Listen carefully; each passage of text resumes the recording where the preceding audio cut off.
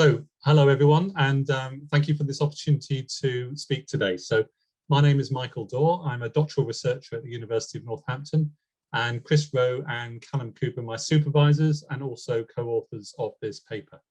So, my research is all about fasting and vegetarianism and how it might impact on psi. And this presentation really focuses on my initial study within my thesis, which is a series of interviews with adepts to see how they use fasting and vegetarianism in their work.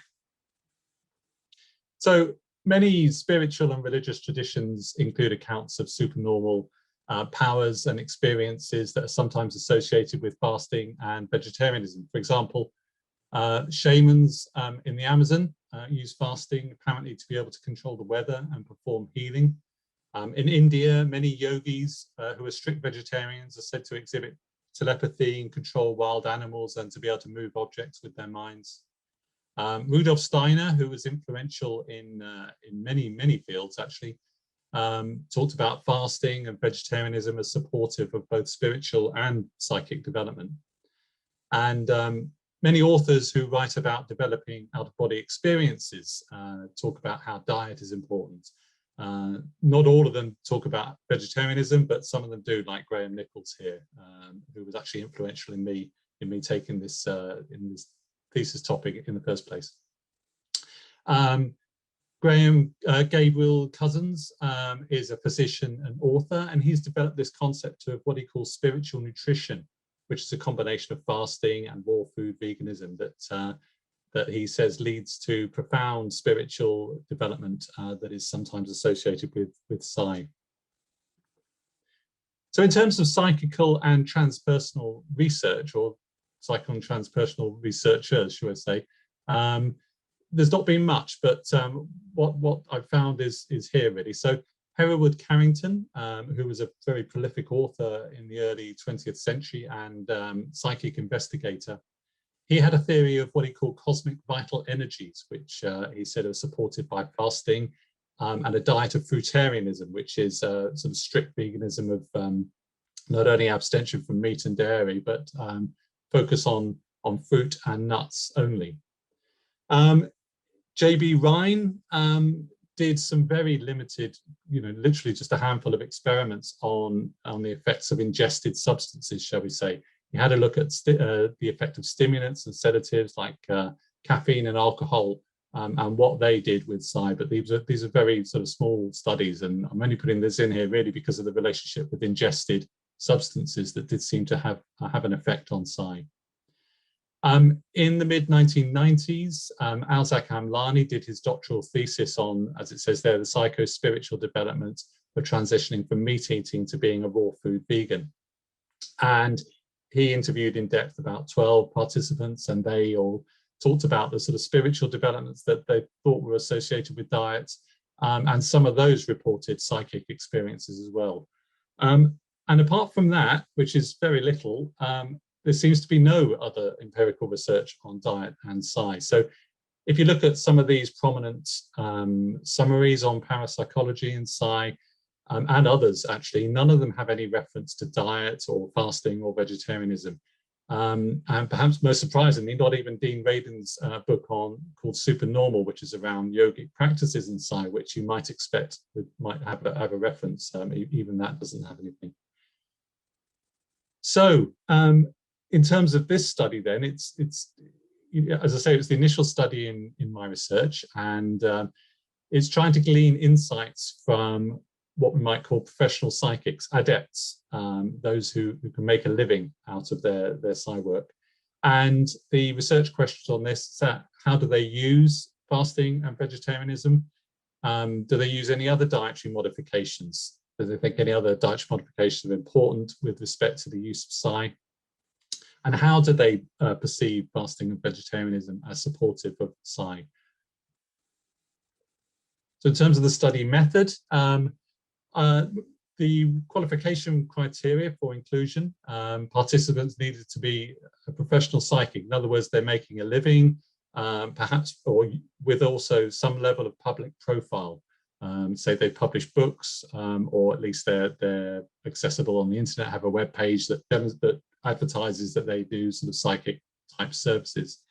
And of course, they must also be use fasting and or vegetarianism to support their work. So through purposive sampling, I recruited 7 participants. 4 of those were known to me and Chris and Cal, and 3 of them were introduced to me by Helane Wabe of the Institute of Noetic Sciences. And I conducted semi-structured interviews with each of these participants of around an hour each. Of course, I used the ubiquitous video conferencing,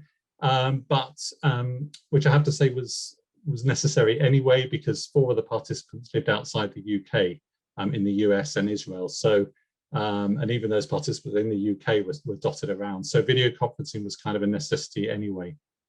So I asked them questions on their dietary practices, what effects these practices had on them, and what they thought were the possible underlying reasons for the effects. Somewhat unusually for a qualitative study, all the participants waived anonymity. This is really because they already have a public profile. Many of them have written books. A few of those books have also mentioned their use of diet, their use of fasting and vegetarianism. So it seemed to make sense for them to be identified within the study, and obviously they gave their consent to do so. So in terms of my 7 participants, here they are. 5 of them were either mediums or channelers or both. Graham Nichols teaches out-of-body experiences, and Uri Geller probably requires no introduction to people on here. So once I conducted the interviews, I had the interview data set, and I subjected that to a thematic analysis. So the aim of this, as the name suggests, was to divulge themes that were present within the data set. So as Joff says here, to highlight the most salient constellations of meanings. Now, thematic analysis has been around for a long time. People have been applying a kind of thematic analysis, but it was first formalized as a method by Braun and Clark, and they identified these 6 phases of thematic analysis. So first, a phase of data familiarization, getting to know the interview transcripts, the recordings, then generating initial codes, then developing themes from those codes and refining those themes and so on, and then finally producing a report.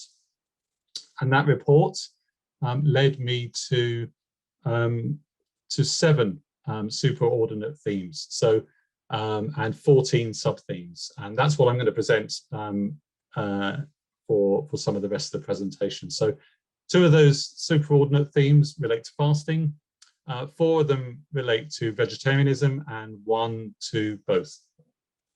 So diving straight in. First of all, the 2 themes that are related to fasting. So firstly, participants suggested that they used fasting as a mechanism to facilitate psi. They used it as a tool, if you like. And they used it in 2 ways, really. One, the most common way was that participants used fasting in the lead up and during a psi session. So whenever they knew they would have to use psi, they would fast beforehand and during that session. So Ross, who is a medium, for example, said, leading up to doing readings or events, I'm generally not eating. My body just seems to naturally come in on itself. I don't feel like eating. Jess was formerly a runner, and she kind of compares it to the training that she uses when she's trying to prepare for an important race. So she says, it's like when I was doing running training or athletics. Before a race, you'd have this really tight period where you drill down, and we call it sharpening. It's like you'll push yourself right to this peak edge, and that's sort of fasting for me. The other way a couple of the participants suggested was that indulging in or engaging in extended fasts help improve their kind of baseline psi abilities. So as Jamie puts it, fasting helps build her foundation a little bit higher and a little bit stronger when it comes to her psychic ability. So why does fasting seem to work for these participants? Well, firstly, they suggest that it provides clarity, mental clarity for them through a process of purification. As Jamie says, there's less fog in my head, so it's easier to connect to that subtle light energy. number of participants talked about how fasting for them is a kind of reset, as a way to kind of clear my mind. And Ross says, for example, it creates for him a space of slightly clearer cognition, a purified space energetically, but also mentally.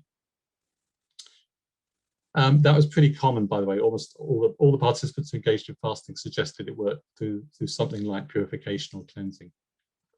A couple of the participants were a bit more specific and suggested that fasting worked because directly because of the gut or an empty digestive system. So as Jess puts it, she believes the psychic mechanism works in the gut.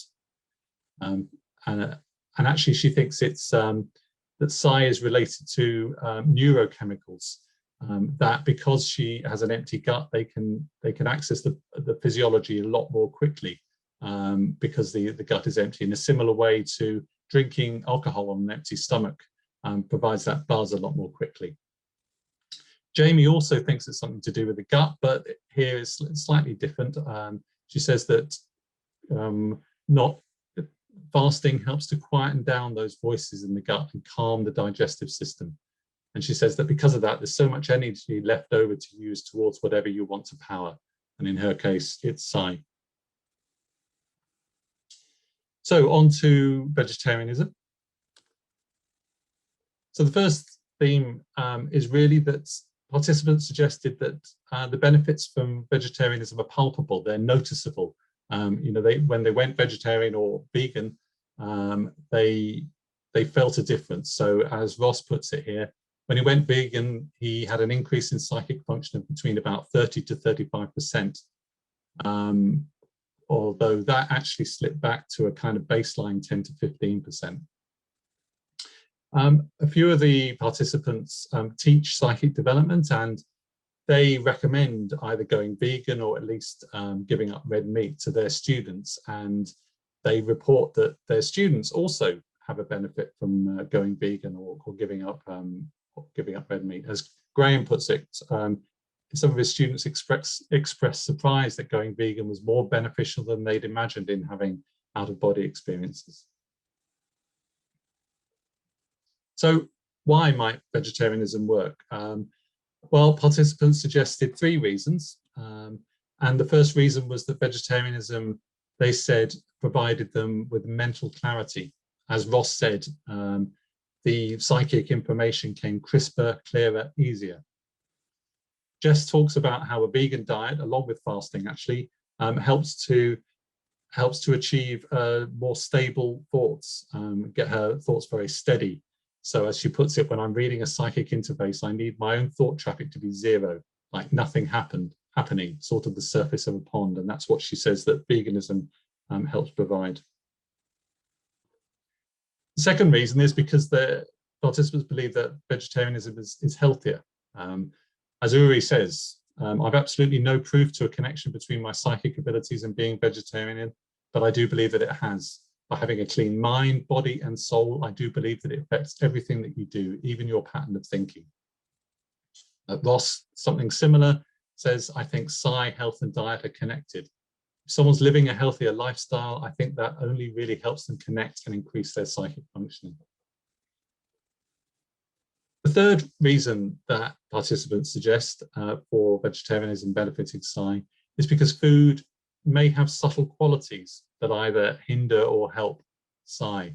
In terms of meat, a lot of participants talked about meat having sort of negative energies associated with it. As Jamie puts it, animal meat has a really intense vibration, especially if it wasn't killed lovingly and was highly processed. That comes with a lot of fear and a lot of energies, she says. On the other side of the coin, other foods, plant-based foods, may have positive subtle qualities. So Jess says that every time she goes shopping, she says, I look at what I eat and I think, how is that going to help me become a better psychic? I look for the most intelligent foods. So for example, like sprouts, they've got all that energy, that life force energy. And mushrooms, that's got an incredible intelligence, she says. So just a sort of simple abstention from meat and dairy is not enough for most of the participants. I think just about all the participants favor whole foods, especially green leafy greens and organic foods. They also make a point about abstaining from alcohol and some of them from sugar as well. So Jess, who is a channeler and has a spirit guide, she doesn't call it this, but she has a sort of spirit guide. So she says, by my guide, she pushes me towards really chlorophyll dense foods, so wheat grasses or green juices, deep leafy greens. Although she says she has no understanding about that helps, but she's not going to argue. A couple of participants suggest that sugar is not helpful at all. So Jamie says, if she eats too much sugar, my head's so foggy. But when I don't have that in my diet, when I go to connect to people remotely to do readings or go into a channeling, it's smoother and easier. I have less conflict and the voices are louder. Now, in terms of supplements, three of participants take supplements, but a couple of them just sort of take supplements for what we might call sort of general health reasons that you perhaps not be surprised at. But Jess is unique among participants for using supplements for what she calls psychic specific nutrition. So as she says, when I work in psychic bandwidth and I flick in and out, it's like I'm changing my frequency. And that other bandwidth moves faster than Earth. My thought form has to catch up. It feels like anxiety. It feels like there's this revving up. When you're in that bandwidth, anything stuck in my body or resonating at a lower frequency, there'll be a block, and that will lead to inflammation. And she actually pointed me a study that was done at the Windbridge Institute that seemed to suggest that mediums have a higher incidence of autoimmune diseases than the general population. And Jess reckons that's because of this inflammation that's caused by accessing psi. So as a result, she takes a number of supplements to try and mitigate those effects. So she says she takes enormous amounts of vitamin C and B vitamins, both of which help with that. As indeed does apple cider vinegar, which she believes has a specific effect to keep the pituitary and pineal glands free from calcification and crusting. And she also takes large amounts of vitamin D for sort of general well-being energy, as she puts it. All of the participants were either vegetarian or vegan, and the vast majority of them talked about the sort of ethical side of being vegetarian. Not all of them linked that to psi, and they didn't really put that down as a sort of reason for psi working, but some of them related it in some way to psi, and that three of these examples are here. So Ross, as I mentioned, he's a medium, and he, as the quote there suggests, I think he feels like it's not quite right. Sometimes he brings people's pets or companion animals through from the other side, as it were. So as he says, so to kill an animal like that and then consume it, it just doesn't feel right. I think he makes the point is if he's bringing someone's pet rabbit through, if he's just had a sort of rabbit stew, it seems a little bit odd. Graham talks about the spiritual aspect of being vegetarian, and particularly the Hindu idea of ahimsa, or non-violence. As he says, you don't want to bring violence into your way of being in the world because we are our environment. Uri talks about how he's an animal lover, and he went vegetarian partly because he says he didn't want to contribute to the slaughter of animals. And that's partly because animals are kind of like us, he says. Animals are psychic, they can feel, they can sense, they can smell, they can see. So final theme now, related to both fasting and vegetarianism. The first is that some of the participants felt that fasting helped one become vegetarian, and being vegetarian might help become fasting. But the final word really is, a couple of them suggested that fasting might be more beneficial than being vegetarian, and Jamie provides a sort of driving metaphor for that, comparing vegetarianism, veganism, and fasting. So she says that vegetarianism is like driving a manual car. Shifting gears, it requires a lot of effort. Being vegan is like driving an electric car where you don't have any controls, you barely touch the pedal and the car takes off really smooth. But fasting, she says, that's like getting behind a Formula One car. It's like it's just open, wide open, there's nothing to compete. So what's next? The next thing I plan to do is to conduct a survey of non-adepts, of sort of a general population, to see what might be the effect of different dietary practices. So people who fast, people who are vegetarian, people who eat meat, and all sorts of variations in between. And to see whether they have different frequencies or intensities of paranormal experiences. And of course, some of the points raised by the adepts will be useful here. For example, in terms of looking at people's quality of diet and whole foods and supplements, and maybe their health as well. Following that, I'd like to conduct psi experiments to test different dietary interventions, to test the effects, possible effects on psi. I think some of the findings from the adepts give hope that those can be sort of manageable, really. I think they suggested that both fasting and the effects of fasting and vegetarianism might be quite quick and might be noticeable quite quickly, which seems to suggest, you know, we can perform those, ask people to fast, ask people to adopt a vegan diet, and then test them and see what effects that has. Ultimately, I hope this work is going to lead towards or at least provide the foundations perhaps for an optimal psychic nutrition. Nutritional recommendations could help improve performance and consistency in psi tasks, and in line with what Jess was saying, possibly even offer health benefits for psi practitioners. Of course, it could also offer insights into different theories of psi. If we know that what you eat affects psi, then that might have impacts on different theories of psi. But I have to stress that, as far as I'm aware, this is an entirely new field of research, so this is kind of wide open. Before I conclude, just sort of kind of point out what's perhaps obvious, really, is that food isn't everything. You know, whilst diet is important, just as athletes, you know, just as you can be a good athlete and have a poor diet, you can probably be a good psychic and have a poor diet as well. But a number of the people I read talk about this as well. So Helena Blavatsky, who is one of the founders of Theosophy, said purely bodily actions and functions are of far less importance than what a man thinks and feels, what desires he encourages in his mind. Hereward Carrington said it's better to eat a moderate amount of any food upon the market and think nothing about it than to eat the best of foods and keep worrying about them all the time. And most succinctly, Gabriel Cousins, despite having a whole book about spiritual nutrition, said one cannot eat one's way to God. In other words, other things are important, like meditation and other practices and so on. There's a bibliography, just to let people know if people want the references, they're there. I'm happy to share these references with anyone who wants to investigate this further. But also, I'm keen to connect to people who want to connect and discuss this further. My email address and LinkedIn profile is there if people want to connect. And of course, thank you to our psychic participants, and also particularly to Dr. Helene Wabe, who introduced me to almost half the participants who provided such wonderful insights.